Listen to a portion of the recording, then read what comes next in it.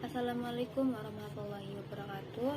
Di sini saya akan menjelaskan peran penting dinasti Turki Utsmani, dinasti Safawi, dinasti Mughal pada periode pertengahan.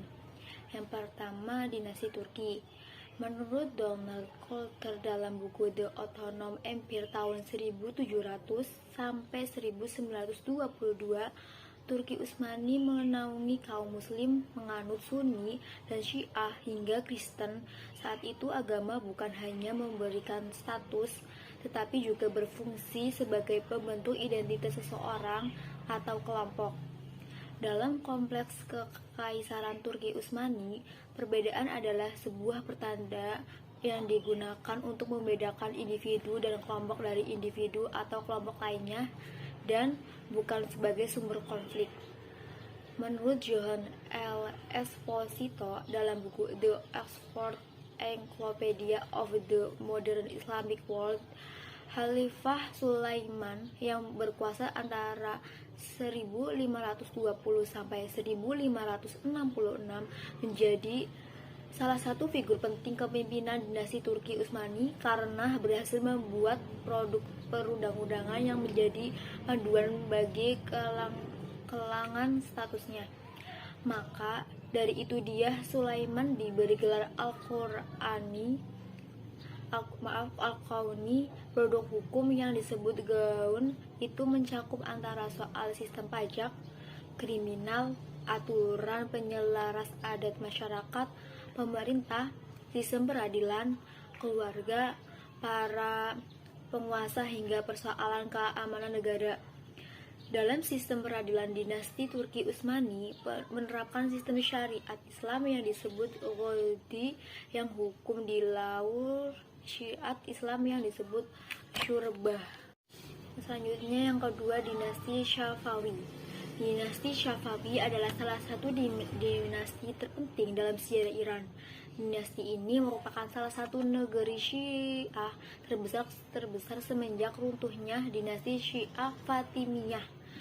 Negara ini juga menjadikan Syiah sebagai agama resmi sehingga menjadi salah satu titik penting dalam sejarah Muslim. Syafi'iyah berkuasa dari tahun 1501 hingga 1722, mengalami restorasi singkat dari tahun 1729 hingga 1736 pada puncak kejayaannya. Wilayah Safawiyah meliputi Iran, Azerbaijan, Armenia, sebagian besar Irak, Georgia, Afghanistan, Kaukasus, dan sebagian Pakistan, Turkmenistan, dan Turki. Syafi'iyah merupakan salah satu negeri Maisur Islam selain dinasti Qajar dan dinasti Pahlavi. Meskipun jatuh pada tahun 1736, salah satu warisan terbesarnya adalah kebangkitan Persia sebagai penting benteng ekonomi antara timur dan barat, pendirian negara yang efisien dan birokrasi yang didasarkan pada check and balance dan inovasi arsitektur dan seni. Selain itu, karena Safawiyah pula Syekh penyebar ke seluruh Iran dan daerah sekitarnya. Selanjutnya, dinasti Mughal. Di bidang militer, pasukan Mughal dikenal sebagai pasukan yang kuat. Mereka sendiri terdiri atas pasukan gajah, berkuda, meriam.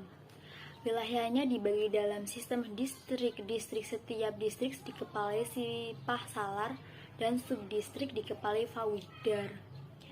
Dengan sistem inilah pasukan Mughal berhasil menaklukkan daerah-daerah di sekitarnya.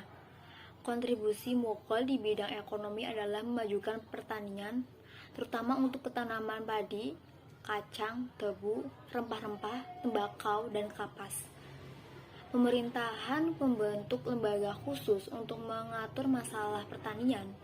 Dinasti Mughal juga banyak memberikan sumbangan di bidang ilmu pengetahuan.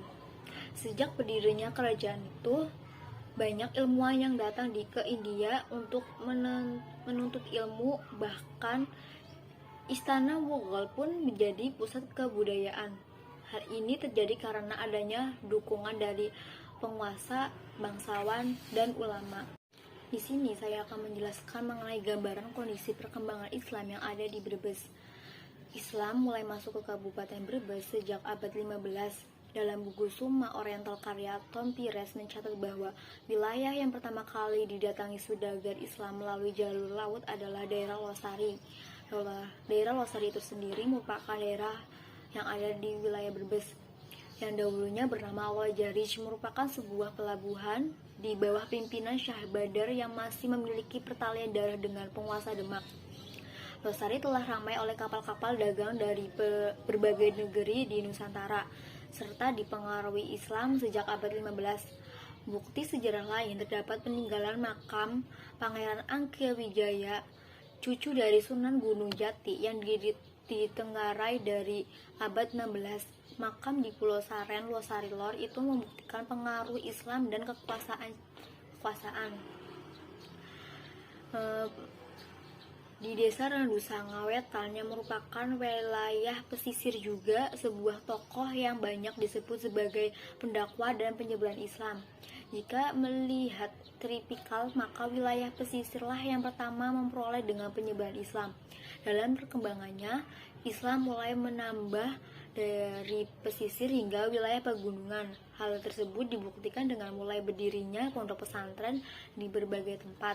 Selain tokoh patut pula disebut sejak pesantren tua di Kabupaten Brebes seperti Pondok Pesantren Lumpur di Losari, Pesantren Karangmalang di Ketanggungan, Pesantren Lungragi di Benda Sirampog yang merupakan wilayah Brebes Selatan sebagai daerah tinggi yang berdiri dari abad 16 dan awal abad 20.